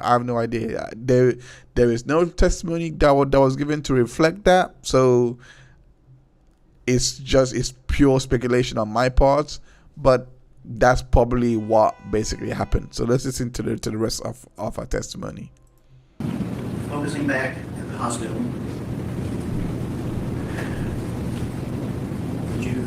were you aware there was a police investigation? I became aware. Did you become aware? And were there officers and or detectives at the hospital on and off, or at least that you saw and spoke to there?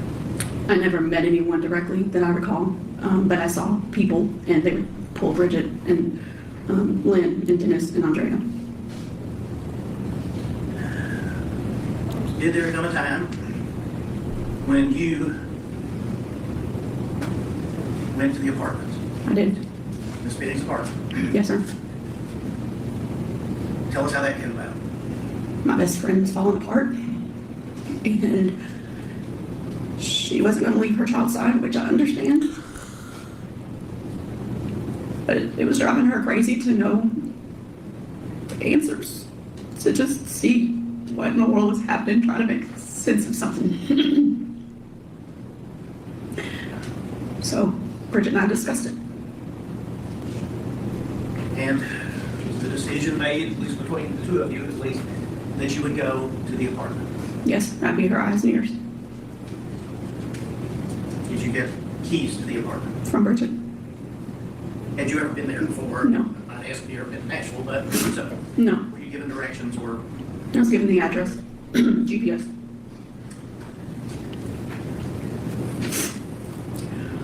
Who, if anyone, went with you? My daughter Lindsay, Jada, Summons, and Nigella. Now, ask about Nigella. Would that be Nigella Jackson? Yes, sir. Did you know her prior to this incident? When I say girls, she's included in that group. Okay, that's what I'm saying. Going back to Sleepovers, celebrations, cheer, all the things. And so, then was she, being Miss Jackson, also a part of the growing up in Yes, sir. the Rock?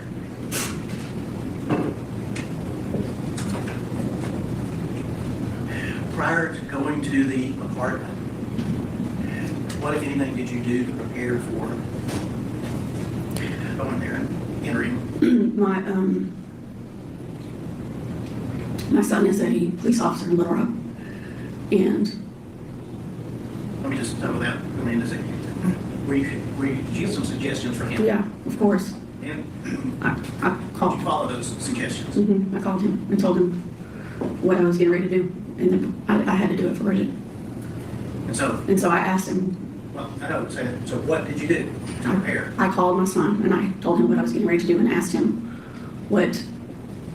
how do I honor what my friend needs and do it in the best, carefulest way, not knowing all the details, but knowing what little information I had with how Jade got to be in the hospital. And that he told me And did you follow those instructions or advice? yes, the ones he gave me. Did you procure any hand protection? I did. Tell us about that. He told me you need to have gloved hands, you need to not touch anything, try not to touch anything you don't have to touch to gain entrance. And you need to record and take pictures or still shots of anything that you feel needs to be documented for Bridget to see. And then get out. Don't stay there. When did you go to the apartment? Was it daylight or dark? It was around dusk on the day that I got there. And would that have been the 26th? Yes, sir. And so he went with you, so when you arrived, did you take pictures? I did. Did you also take videos? I did. And did you take any items from the apartment? One. Or which provision?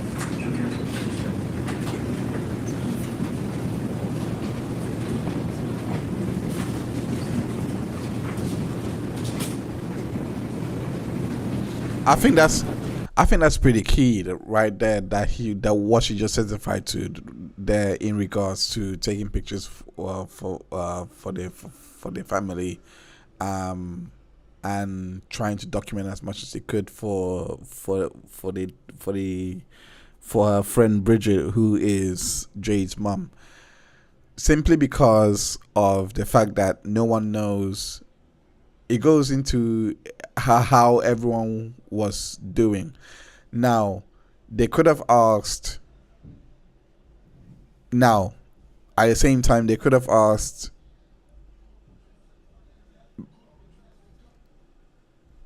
Blaise Taylor to take the pictures. I don't know why I had a brain fart with his name. Anyway, they could have asked Blaise Taylor to take the pictures as well, but the people that went back was I think Lauren Weber went back and took pictures, as well as Stephanie Franklin. They went back to the house. They took pictures of the house. I'm not gonna go through the pictures, but the part that I wanted to show here was the vomit here. This is where Jade had basically vomited. This is what the paramedics had basically testified to earlier, where Jade face was down. She's the pictures of that.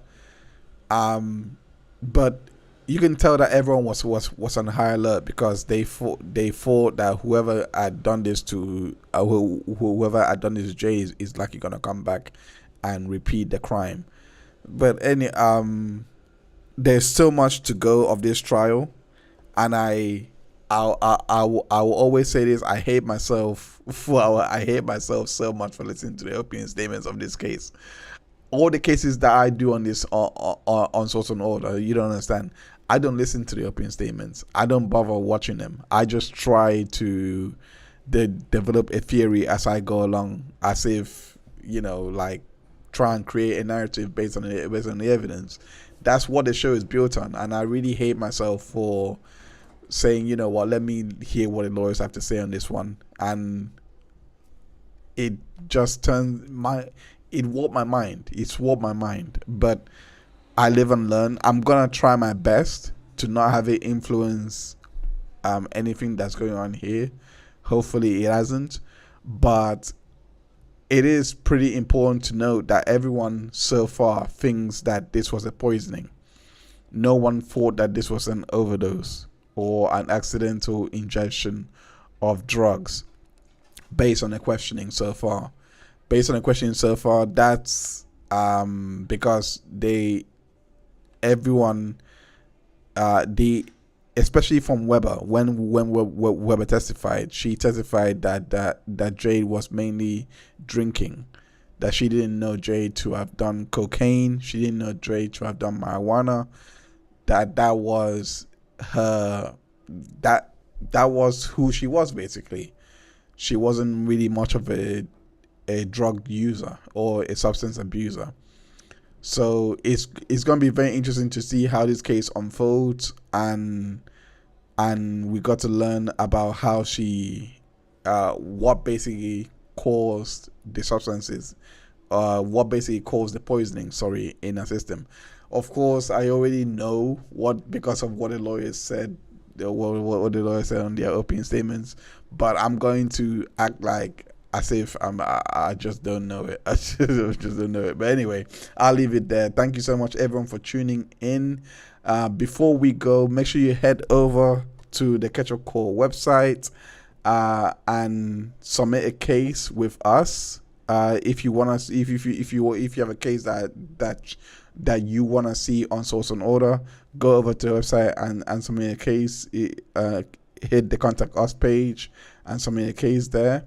Also, if you want to have a quick catch up on this case, you can find the weekly updates on the Source and Order repository for this particular case. I'll be posting the Heinz report of the trial as I go on. So I can't wait. Yes, this is incredibly sad. Random Girl says how sad. It's incredibly sad, this trial. I'm not gonna lie. She was only 25. That's how insane all of this is. She was only 25, and she had so much to live for. She had her life to live for, and it was just unfortunately cut short. I'm still waiting for the evidence to unfold, but of course I know how the prosecution and the defense are spinning this. I don't want to get into what they're saying. I don't want to talk about it because it's not really obvious. I believe me, I don't pay attention to the legal narratives, if I'm being honest with you. The lawyers, I try to figure out myself, but anyway, I will leave it there. Thank you, everyone of you for tuning in. Hopefully you guys have enjoyed the show. We'll be back next week, same time at 4 p.m. Eastern time, to continue with our catch up of the Blaise Taylor trial. We are going to continue on with we're going to talk about we're going to go through Nigeria Jackson's testimony from day 2. We're going to go through day 3 witnesses, which we are not yet to go through, so we're going to go through day 2 and day 3 and give this case the attention it deserves. So hopefully that you guys have enjoyed this this part. Hopefully you guys have enjoyed what we have showed for day 1 and day 2. Yeah, I'll leave it there. Thank you so much for tuning in. Take good care of yourself. Have a great evening. Bye for now and stay saucy. Thank you everyone for tuning in for another Catch Up Call live stream. Make sure that you smash that like button as well as hitting that subscribe button to be notified of our future live streams. We go live regularly, bringing you case updates and recaps of ongoing trials, so make sure you hurry back on the next live stream. We also have more content on the channel that you can binge on. Check out the playlist that we have showcasing all of these contents. Without further, I go by the name of Heinz, your friendly neighborhood ketchup man, and I'll see you back in court.